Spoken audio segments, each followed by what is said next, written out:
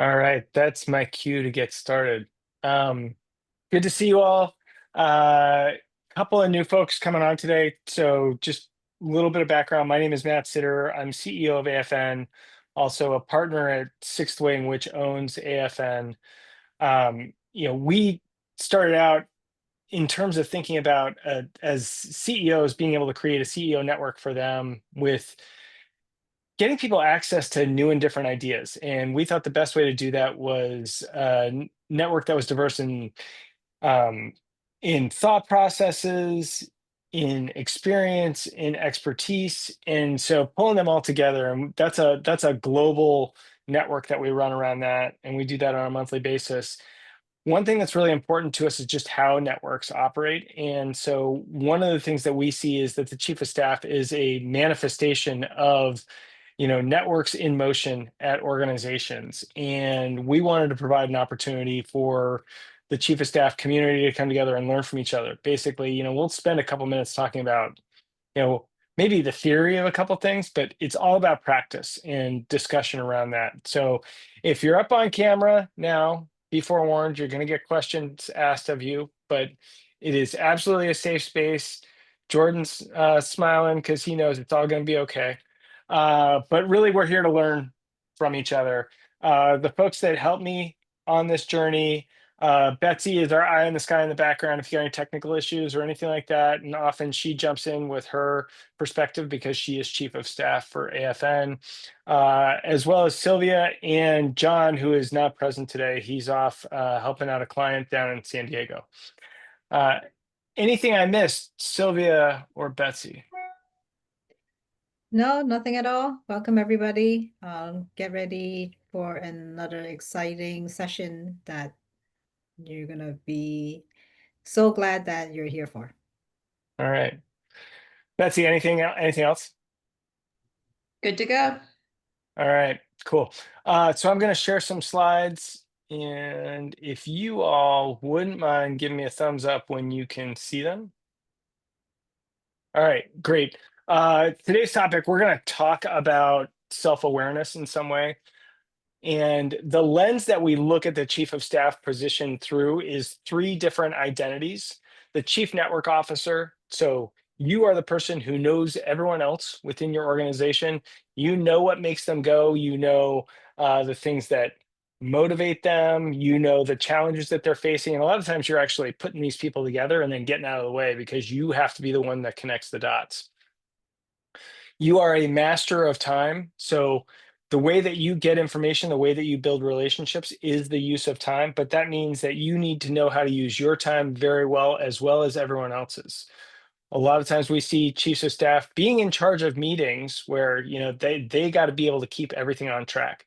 And then the last identity that we think of is the vision Sherpa. So you may not be coming up with the vision for the organization, but you are definitely carrying the bag on it. You're the one who's helping everyone else see the big picture that's out there. Okay, so as we think about, if we zoom all the way out, and this will move towards us thinking about our blind spots, I promise. The whole point of an organization is to achieve scale in pursuit of a common goal. Easiest example I can use on this is thinking about shoes. So 17th century shoemaker, they could produce about one pair of shoes a day. Nike last year produced about 600 million pairs of shoes with 80,000 people. So you think about the number of shoes that you could have created with the same amount with 80,000 people, it would be far, far less than 600 million. So they're achieving scale in pursuit of that common goal. So one question I'll ask here is, how does Nike do that? Priya, when you're thinking about Nike producing 600 million pairs of shoes with far, far fewer people, how do they do that? What's important to them? I guess they have a production line that they have set up. They have like Okay. automated their manufacturing. Okay. They have skilled labor who's been doing this for years together, and they have Okay. put a plan and a process behind it. And Okay. previously, maybe when you're talking about so many years back, those were like special custom ordered shoes, Okay. and Maybe wearing shoes was not in style in those years. Sorry. Okay. Yeah. And So, thinking about like there's processes that we put in place that applied leverage against this. mhm. Um, the people that we went to, if you thought about the people that were making those shoes, you had one guy that was making the shoes and he was bringing them out front and selling them, et cetera. Jordan, what do you think? How do the people look different who are at Nike now making those 600 million pairs of shoes, which probably are more comfortable than the ones that we had in the 17th century? I don't know. I think a good old pair of leather shoes might be better in some scenarios. But yeah, I mean, I think it all comes down to the process, right? In my opinion, so it's the process of automation and factories. It's also the distribution process, and I'm sure the connections, that they have with retailers and other business partners. So I Okay. think those are Okay. a couple of things that come to mind for me. Sounds like Okay. Great. Um, Casey, anything that you would think about just about like who are the types of people that are working at Nike? What do they do? They're specialists. Okay. I In mean, what? it depends. It seems Okay. like, when you have an assembly line like Nike has, you have, instead of one cobbler who's making it top to bottom, you have the one person who's doing the laces, the one person who's doing the soles, the one person who's doing the swoosh. And that allows not only the individual to get very good at what they're doing, like Priya said, but it allows Nike to create the specialized tools that optimize each step of this process. One thing I think Nike has also done really well is they've set their strategy and they have stuck to it. You don't see Nike coming out with clogs or boots. We do tennis shoes and we are going to be the best in tennis shoes. And they have uh, been loyal to that vision. Okay, great. So we've got a focus that we're giving folks along what we're doing, and this division of labor is really important. We've got specialists in a bunch of different areas. You've got someone who knows materials really well. You've got someone who knows manufacturing really well. You've got specialists in marketing, in sales, in finance, et cetera. You had to take all these different types of people and be able to align them in some way, right? The cobbler who was making these shoes, they were having to do everything there and they couldn't do it as well or as efficiently as if we could get all that together. Now, when we think about if we're thinking about scale in pursuit of a common goal, and we put all these people together to get it, we needed to have diversity of expertise to be able to get there. You had to have people spending years and years and years developing their expertise and to be able to put them together. When we think about putting those types of groups together, some research that this is stuck with me, and I've mentioned it to a few of you all before. It's really interesting when we look at the different makeup of groups, homogenous groups. So people who have the same background, who did the same thing. Let's think about all those people who are working in finance. They're going to be really confident in their decisions around things, but a lot of times they're wrong. Okay, so you're like, hey, I'm thinking about the solution here. I've got it. When we think about diverse groups, the whole reason why we're pulling an organization together is because we have to have diverse groups put together. They perform well, they're making better shoes, and they're making a lot more of them. But on a personal basis, they don't always see it as improved performance. Kyle, when I bring that up, why do you think that is? Why are they like, hey, this just didn't feel as good? In terms of not having like diverse groups and so on. Well, there you had this diverse group. They were able to come to a better conclusion, but it wasn't comfortable for them. They didn't enjoy the experience. They didn't think they Oh, necessarily performed as well. oh yeah, absolutely. I mean, it definitely, that's the thing. There's a lot more friction in that experience because you're not in all just, from on the same page from day one, just already agreeing with each other. You're bringing different perspectives and you're working through all that. So Perfect. Yeah, we had to bring all this expertise together, which was fundamentally different to be able to do what we had to do. But there was gaps in communication as a result, gaps in knowledge as a result, and so it was hard. And when we're thinking about, I work with one company that is a very engineering driven company, but if you only ask the engineers to design something, they'd come up with an answer and they would be so satisfied with their answer. But as soon as you got finance involved, they'd be like, well, that's too expensive. So the engineers didn't come up with 100% the right answer. We needed that diversity of perspective to be able to come together. So we have blind spots in our organization. And a lot of your job as the chief of staff is actually to help people get through those blind spots. You've got to be the translator simultaneously of all those things. So thinking about this, all right, we all got blind spots. Let's just accept that. And that includes you as a chief of staff. And I think it maybe is even harder for us as chiefs of staff to think about our blind spots because we're helping other people to see theirs all the time. So as we think about our blind spots, we're going to talk a little bit about what are some of the fundamental assumptions that we have and why those create blind spots. And a lot of times your fundamental assumptions are close to just the air you breathe. You don't even notice them because they're so fundamental to you. How do you know what your blind spots are? What forces you to check them? And how do you react when you're faced with a blind spot? And I'll say, just for me, like a lot of times when I think about being faced with a blind spot, someone points out to me, my first instinct is to say, oh, that wasn't important. And that's not true. I've just had to create some sort of shortcut for myself to learn about the world and develop that blind spot as a result. All right, so that's it for the slides. Christina, thinking about your fundamental assumptions, like those things that are just like, really simple in terms of how you go. What are some of your fundamental assumptions and who can tell you about those? Personally, first thing that comes to mind is I'm a very honest person, so I rarely assume that somebody's lying. And I can tell that's my blind spot because I would assume some other people would come with the same intention to be honest and find a joint solution. That's one for sure. Okay, that's an amazing example, right? Because you're going in with this assumption, hey, everyone's going to be honest. Why would I even have a check on whether or not you were lying against this? Because we're just all honest here, right? Okay, really, really good one. Christina, what did it take for you to discover that blind spot?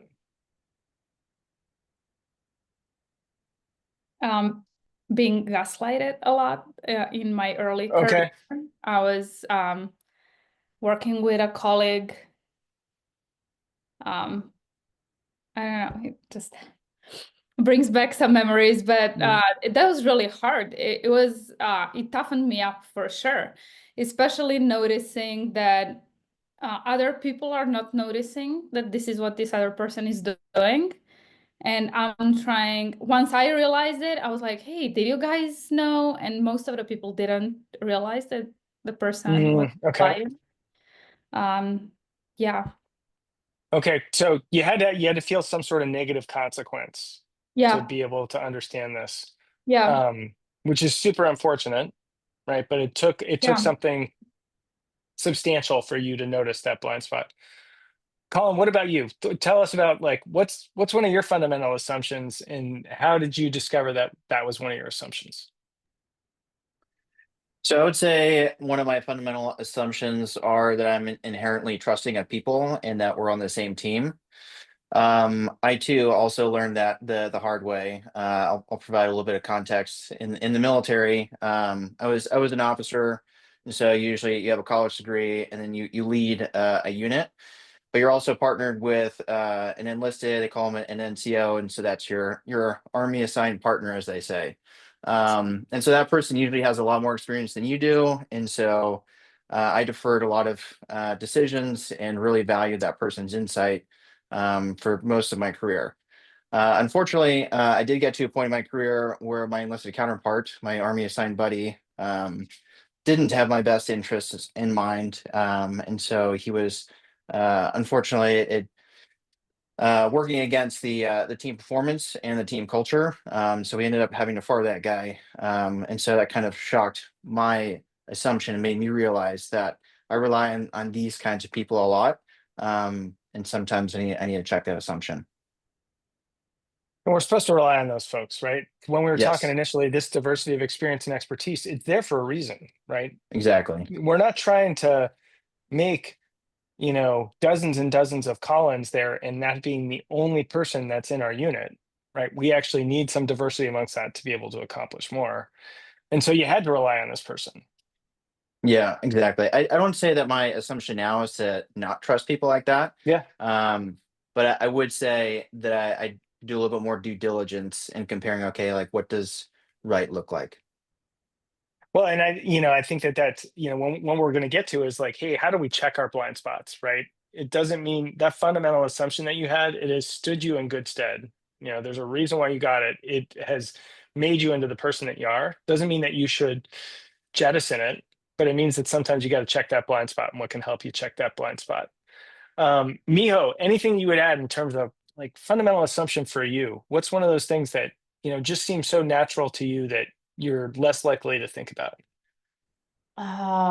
Maybe like style of work. Okay. Like everyone or every organization has a different way of working, of communication, like a meeting cadence, or like what's the definition of done looks like, that kind of stuff. I think I'm in the tech side, so it's more casual, aka Okay. potentially chaotic to some other organizations. Right. So yeah, I think there's always a barriers to it. Yeah. Someone else comes in and they're like, this looks crazy.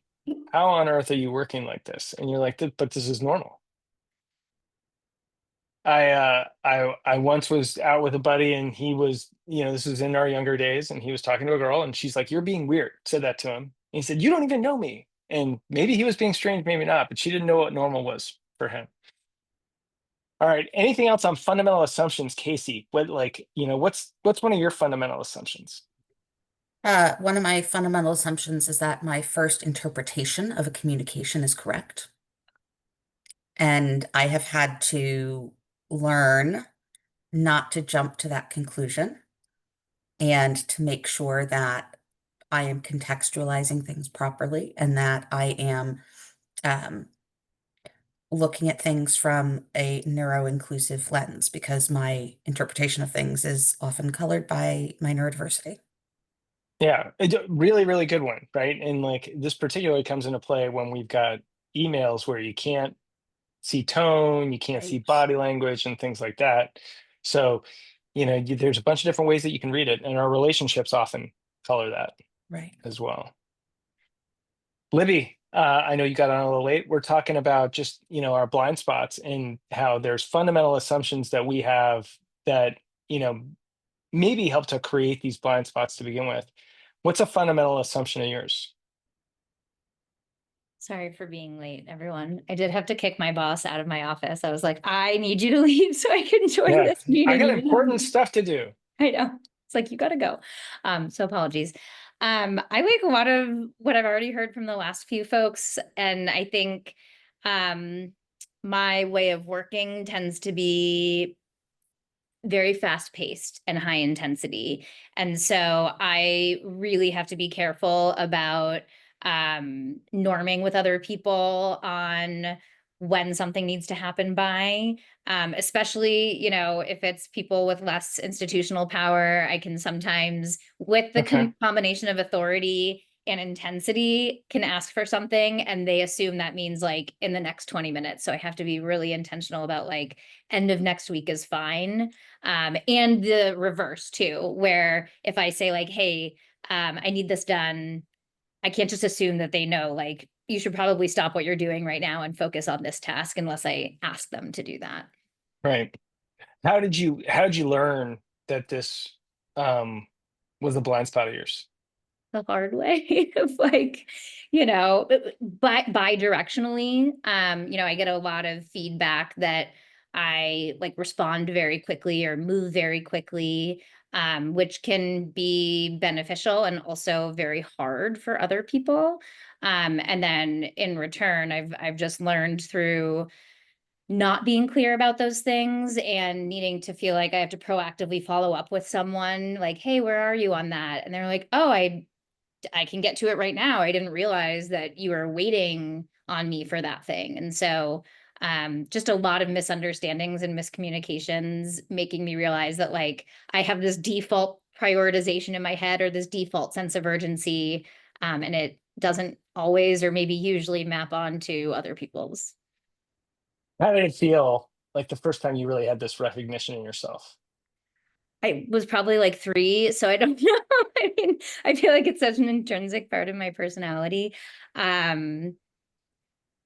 I think, though, more recently is when I started realizing the many downsides rather than just like, I think for many of us, especially as you're coming up as an individual contributor, like, and especially in the chief of staff role, right? Like that reliability, that ability to execute, that ability to juggle a lot of things at once.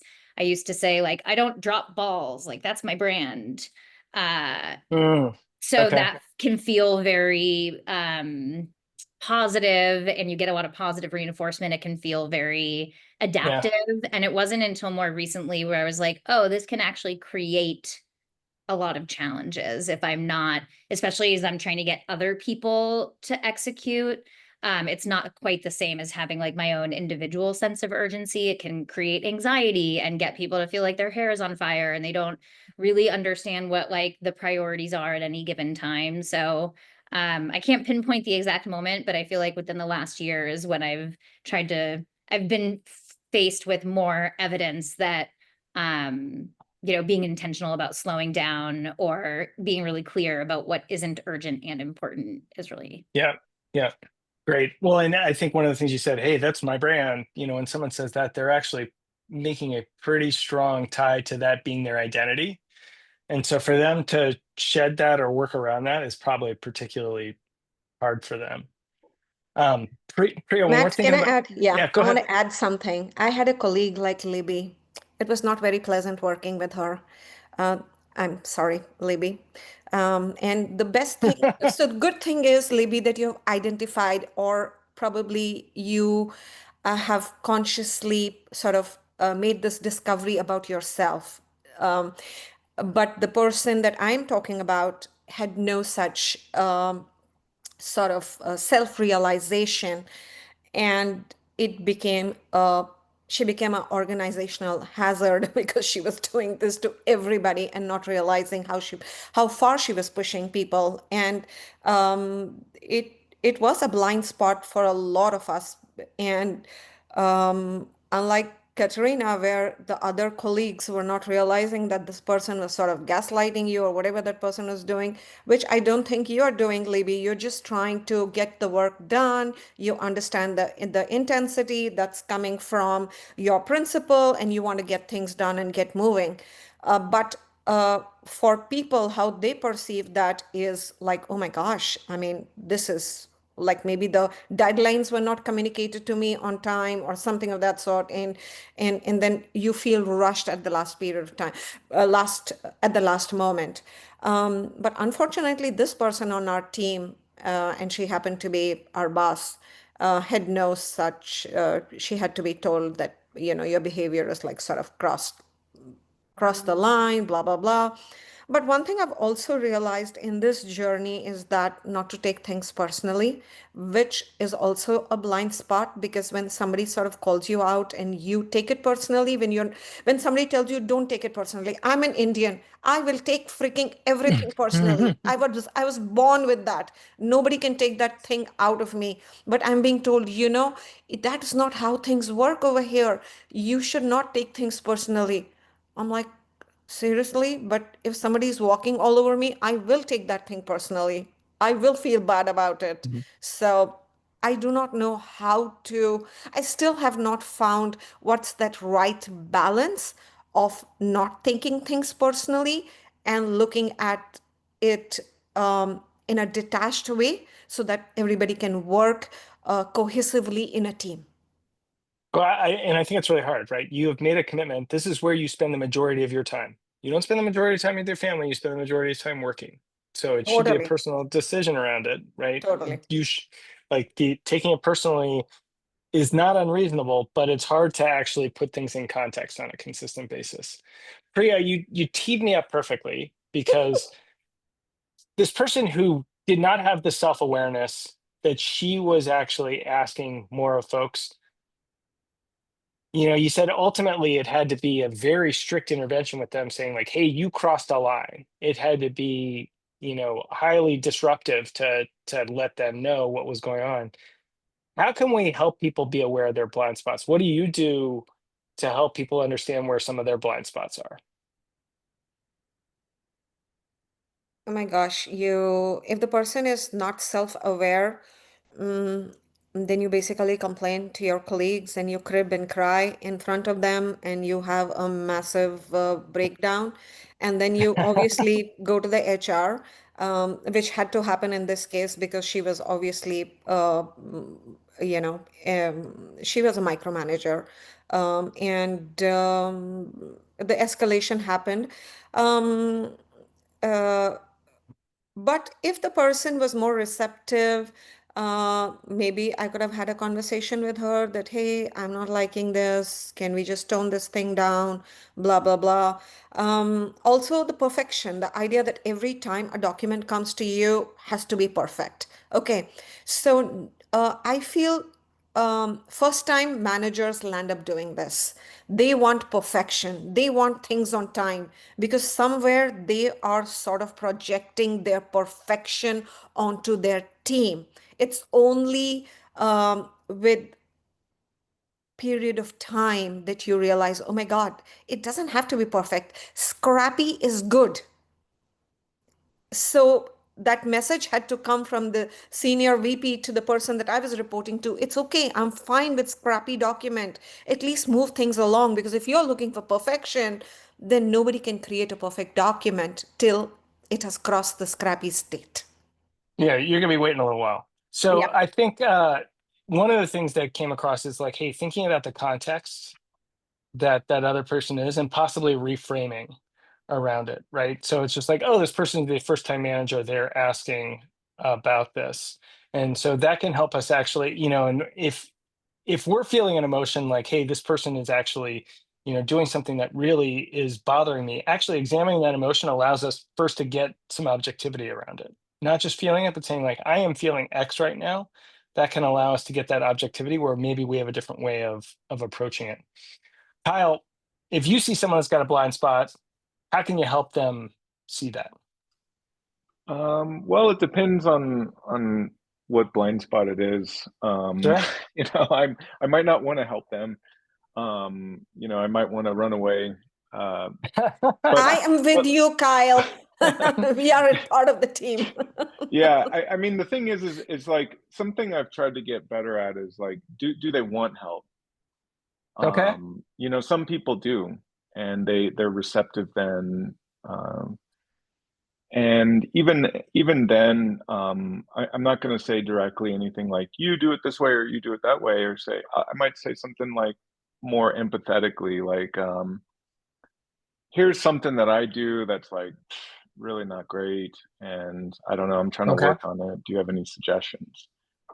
Okay. And then hopefully we can kind of be in a collaborative spirit, then kind of exchanging ideas on how to improve that thing.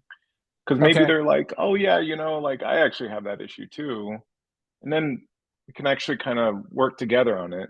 So long story Yeah. short, do they want to be helped? If they do, then maybe that's how I'll engage with them. But I'll start with my issue first, Yeah. which might just happen to relate to their issue.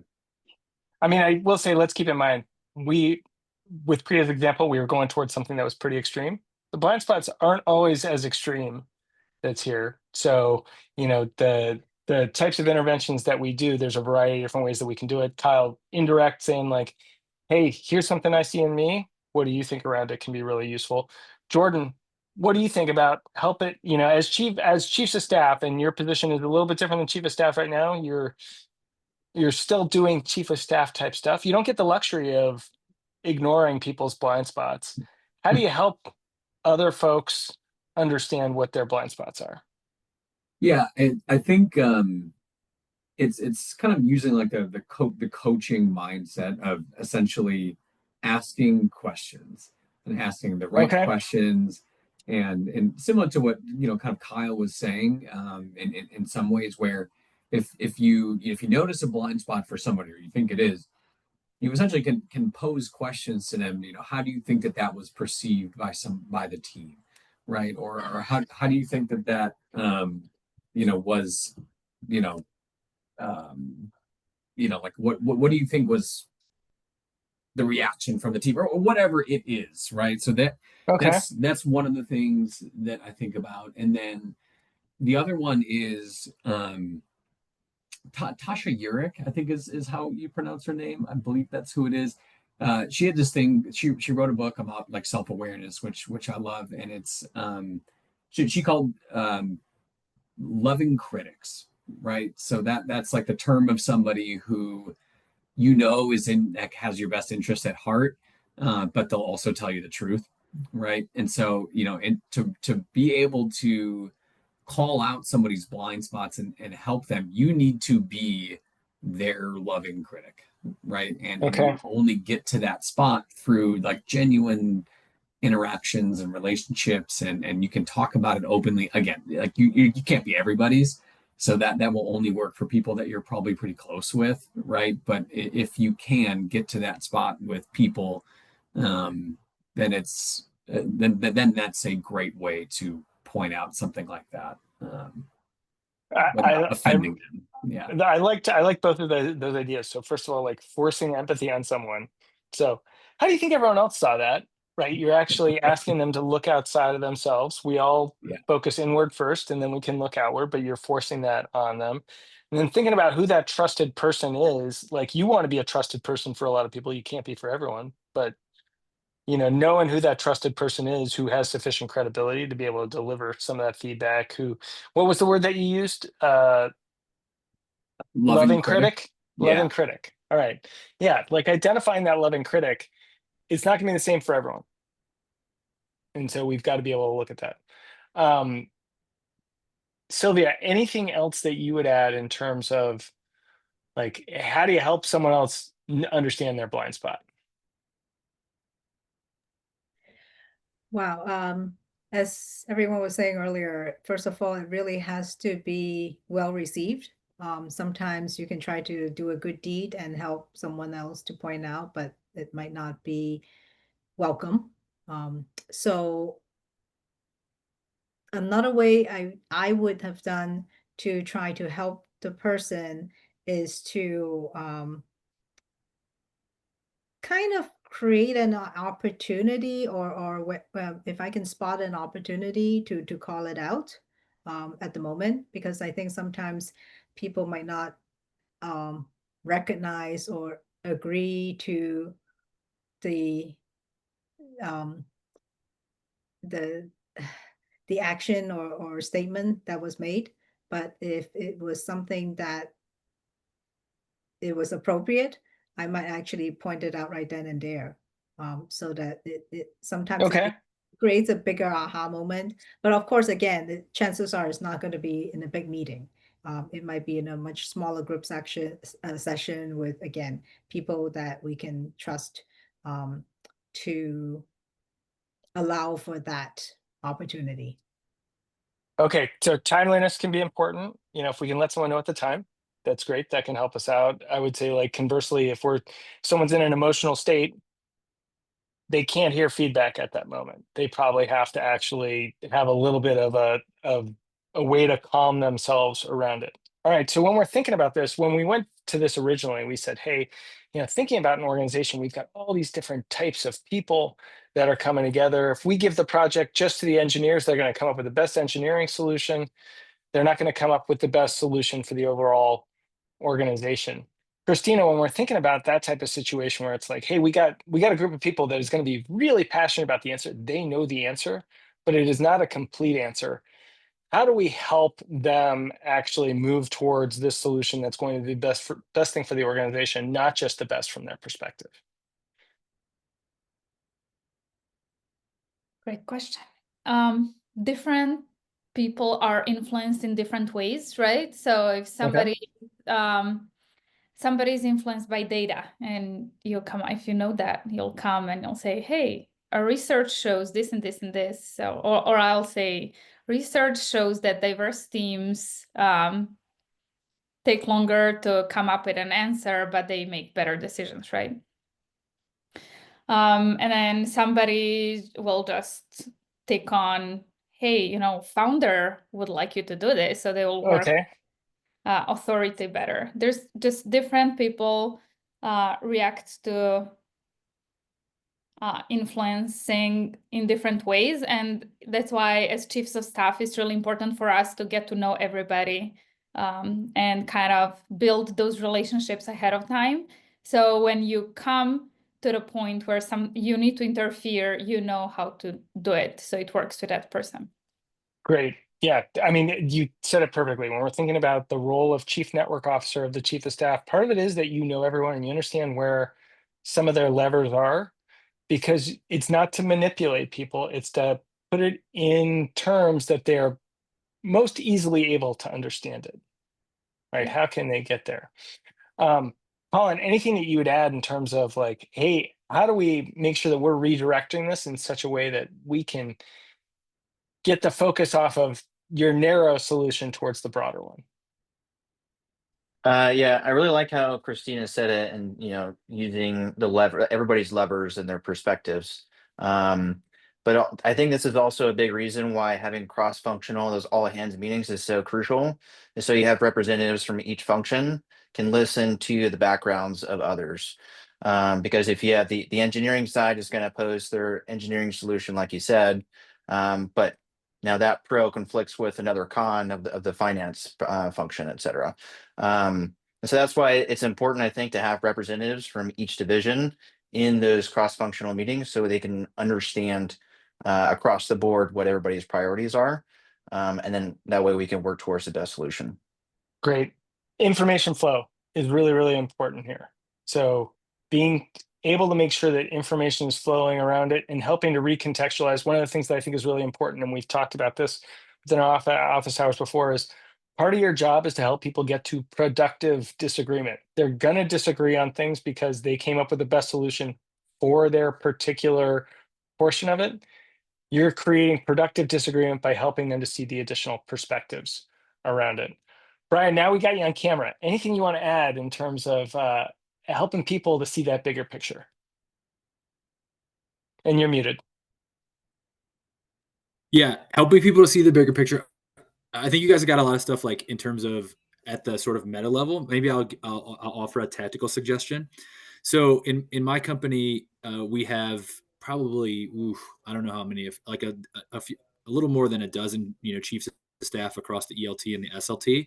And one of the things we were talking about how to break down these organizations, the silos and stuff that you guys are talking, these blind spots that you're talking about, was I said, well, we don't have anything that connects up these chiefs of staff, and they're the people who can go behind the scenes and get stuff done and be the connective tissue between all these organizations in the company that aren't speaking to each other, right? I said, so we should find some way to do that, and it can't just be a status meeting. So I went out and I wrote a brief, and if anybody wants to see the brief to use in their company, I'm happy to share it. But I basically said, hey, we should go to the Chief of Staff Association who has an enterprise program, and we should all sign up. And it's not that we get a certification out of it. It's that all of us get together and we are tasked to do something together, right? So it was 10 weeks long. We have to go through and complete all these curriculums. And so it was 10 weeks of us getting on calls and talking through all that. And so just finding some way to bring groups together more than just the day-to-day, and people will say, oh, well, we want to do these team building exercises. It can't just be like a one-day thing. Like, it just doesn't work. And especially finding the right people to connect, right? That was the key. That was the key difference, right? To break down some of those silos. Great. All right. So now we're going to turn the mirror around on ourselves, because we said like, hey, we're doing a great job as chiefs of staff helping other people find their blind spot. How can people tell you about what your blind spot is and have it land? Casey, how would you like people to be able to tell you about your blind spot? One of the things that I learned from running events was when you're in the middle of an event and something goes sideways, somebody telling you how you fucked up is not helpful. And if that exact situation is never, ever, ever going to occur again, it's also not helpful if they harp on it afterwards. What is really, really helpful is when somebody says, hey, that didn't go the way we wanted it to. How can we do it differently next time? Because it frames it in a way that is actionable. It frames it in a way that acknowledges the mistakes that, in this case, that I made, but it also gives me a pathway for improvement. And that idea that the mistake doesn't define you, it's how you make it better next time is actually something that I've started talking to my son about, because he's really, he gets really wound up about making mistakes. I'm like, don't apologize, just do it differently next time. Like, Okay. and that, I always tell managers that I really like receiving feedback that way. And it has helped Okay. give them tools to contextualize things properly for me. Okay. So you know the way you want feedback, and you're communicating that to other people Yes. too. And so when I get feedback that way, I am receptive to it. I am ready. And it feels positive. Okay. Hey, Matt, Great. can I add on to Casey's Sure, comment? please. Something my manager did recently in that one of those exact same moments, and I've taken it and I'm using it and love to share it. One of those moments where I was really frustrated and she started to give me feedback, she stopped herself and she said, you know, I want to give you this feedback, but she said, it doesn't seem like you're in a position to hear it right now. You know, you can tell me that's the case. And I immediately turned and said, I am not in a position to hear this feedback right now. And she followed up with me, like that was on a Friday. She followed Okay. up with me on a Monday after the benefit of time. And it was such like, I just never seen anyone do that. And it was just such an emotionally Amazing. intelligent, like next level move. I was like, whoa, that was awesome. So All right. She was respecting the state you were in. Well, and it Brian, also, she's a good manager. That's what I would say. Yeah. she is, she's Yeah. awesome. Yeah. I think sometimes people give feedback because they feel like they need to say something. She was giving feedback because she wanted you to hear it. Yeah. So I'm so glad you brought that up, because actually that reminded me of another brilliant thing she told me recently, which was when you're sharing like a comment in a meeting, when you're sharing, you know, feedback to someone, she says to stop and ask yourself, who are you sharing that feedback for? Are you sharing it for yourself or are you sharing it for them? And just like that bit of like pause and reflection oftentimes changes what I'm going to say. Because a lot of times I do say things to like subconsciously, you know, seem smarter in the room, or like, you know, stuff, or I talk too long because I don't realize like what I'm trying to do. Well, and so Brian, you will appreciate this. This is something I say frequently. The point of communication is to be understood, right? And so what influences whether or not it can be understood? Part of it is the state of the other person. So if they're not in the spot where it can be understood, you know, you got to think, how can I change their state? How can I wait until that state is different? Yeah, for sure. I Etc. like to say, would you rather be right or effective? And a lot of people communicate to be right. And if you, once you stop and you're like, well, actually, am I being effective? Am I communicating with someone who's not in a state to Right. hear this? Am I saying things that I want to hear because I'm pontificating and making myself feel better about something, or I'm insecure about something, versus what does this person need to hear right now? And for me right now, it might just be to shut up and say, hey, I know you're in stress. How can I help? Great. Miho, how would you like someone to tell you about your blind spot?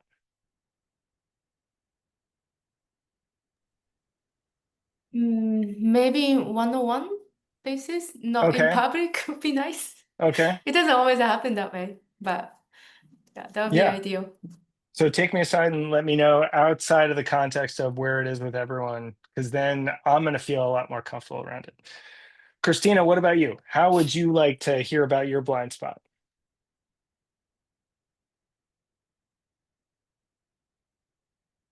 I laugh because I'm somebody that will always seek feedback, but it's always Okay. hard for me to accept it.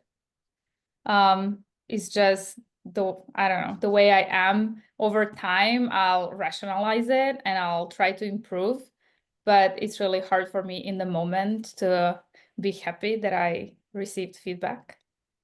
Okay. So Well, just saying, one-on-one for sure. I'm going to add on a little bit to you. So using Jordan's idea of the loving critic, who do you trust to point out your blind spot, and why do you trust them? Well, those are usually people that are invested in me in general, like my husband, my principal. Those are people that I can accept feedback from. Also people that I respect in general, right? Okay, great. Libby, same question to you. Who do you trust to be able to tell you about your blind spot, and why do you trust them? I think that there's like a core group of people that you feel like, or I feel like I can really be vulnerable with. And, we're talking about self-awareness. I think that is the single number one most important characteristic in any leader. And so those people who you can talk through that vulnerability with and know the things that you are reflecting on about yourself already, I find it much easier to take their feedback, right? They're like, I know you always say how you want to do X, Y, and Z better, or I remember that time when you were really worried about, whether you came off as too angry in that meeting. And like this time it did kind of borderline on angry. It feels a little bit more like they are aware of the things that you are already trying to work on. And so it doesn't feel like, oh, this is a criticism coming from outside, but more like we have this trust relationship to try and be better with and for each other. But that does, require that you do have that relationship and have that self-awareness and are able to communicate about it. Okay, so we're most likely to be able, from these people who we can be vulnerable with, we're most likely to be able to take feedback on our blind spot from them. I would say also, thinking about this from the other side is some people want to be able to point out your blind spot and may not have the trust built up with you on that. So that's something we just got to think about. We got to be ready for against it. 10 minutes left. What we always want to do at this point is just saying like, hey, what's one big idea that you're coming out of today with? And we'll go around on that. Brian, let's start with you. What's one thing that you're taking away from today? You're muted. I have a pass to come back. Can I go? Yeah. Casey, go ahead. I want to be the leader or the manager who asks people how they want to receive feedback before I need to give it. I'm Okay. very inspired by Brian's manager being so thoughtful, so adopting it for myself. Great. Priya, what's a takeaway for you? Okay, first will be a funny take, and then I'll move on to the actual take. The funny take is I'm perfect. I do not need your feedback. Please do not give it to me. Okay. The second is very similar to Brian's manager. Very thoughtful. Also keeping the other person's, like if your presentation did not go well, blah blah blah, and you're just putting the other person down doesn't help in any ways, right? The feedback should be meaningful and should come from an actual place of like you're a valued member on the team, you're invested in that person's growth, etc., etc. So I'm like, I agree with Katrina. Who can give me that feedback? I should be respecting that person. I can only then will that feedback matter to me. Otherwise I will feel that the person is just trying to like sort of put me down or like. Okay. Okay. Libby, But I'll still what stick stood with my first one. I'm All right. perfect. Libby, what stood out for you?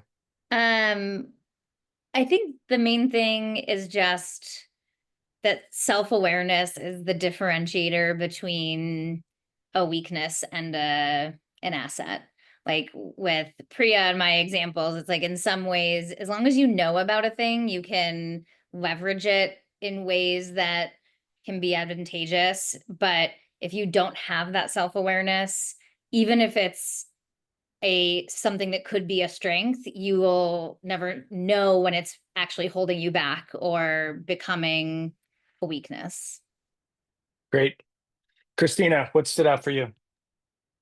I'm with Libby. The context is so important. Something can be a weakness and it can be a strength depending on how we utilize it and how we go around it. And that is the same for us and for other people. So just be mindful how you show up, right? Great. Brian, you ready? Yep.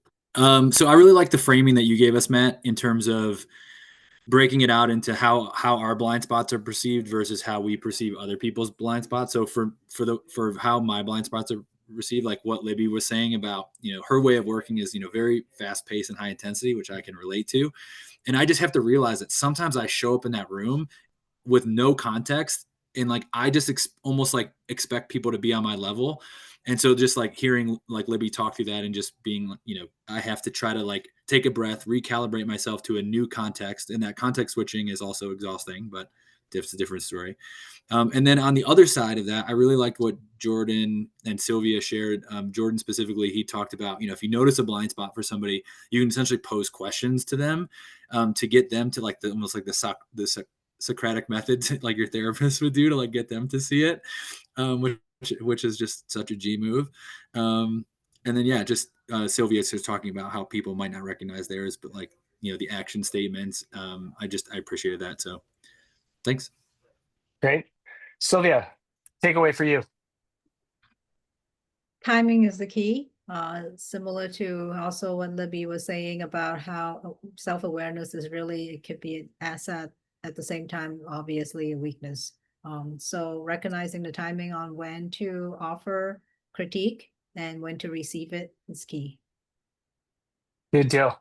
Colin, your first time. What'd you take away? Well, I certainly had a lot of takeaways. Being my first time, learned a lot about the chief of staff role, and the importance of being the chief networking officer was that first title. But one thing that definitely stood out to me was kind of what Sylvia was saying as well. Is this the right time to say this to this person? And I really liked. I think Brian said it. Am I saying this for me, or am I saying this for you and the benefit of the group? So that was my biggest takeaway. Good deal. Kyle, your first time too. What'd you take away? Yeah, just thinking more about the context, both of like the way I approach others, but like you know, I think you raise a good point to the other side of like inward, like how do I best receive it and so on. So thinking a little bit more about that and kind of, I don't know, sharpening the answer to those questions actually, because then it can just help me intake and kind of better kind of process the feedback and give others a way to better give it to me in some way, you know. So yeah, that's my takeaway. Good deal. Miho, what did you take away today? Yeah, today's exercise, I find myself making a lot of assumptions everywhere. So I really have to catch myself, not do that. Yeah, every once in a while we got to examine our assumptions. Not all the time, but every once in a while. Jordan, what about you? Yeah, so I loved a lot of the discussion, and kind of tying it back to one of the first couple of slides about, you know, diversity in thought. I mean, there's and how that, you know, ultimately leads you to the best decision. There's been a lot of diversity in thought in how to uncover blind spots in here, and there is, I guess, kind of a reminder for me that there's a million ways to skin a cat for many problems that we solve, including how do we uncover our own blind spots, how do we get others. So I think just kind of that diversity in thought, and there's a lot of different ways that you can tackle the problem of blind spots, and I just love hearing from everyone's different perspective on it. Great. Yeah, I mean, I think the one reality that we're very clear on is we can't wish blind spots away. They're going to exist no matter what. And so thinking about how we actually identify them in others, how we help be able to represent those is really important. Great discussion today. Thanks a ton for everyone being here. This is one of our open sessions. If you want to participate in our member sessions, just reach out to me or Betsy. We would love to have you join us for those. And one last plug, we have our Leadership That Lifts conference going on in Colorado Springs on October 3rd. If you want to participate in that, we'd love to have you there. If you're interested, let us know. We got a couple of folks who are on today who are coming to that. So it'll be awesome to see y'all in person. But other than that, have a great weekend. Happy Friday. Really appreciate you being here today. Thanks, Matt. Thank Bye, you. guys. Bye. Thank you. Bye. Great weekend.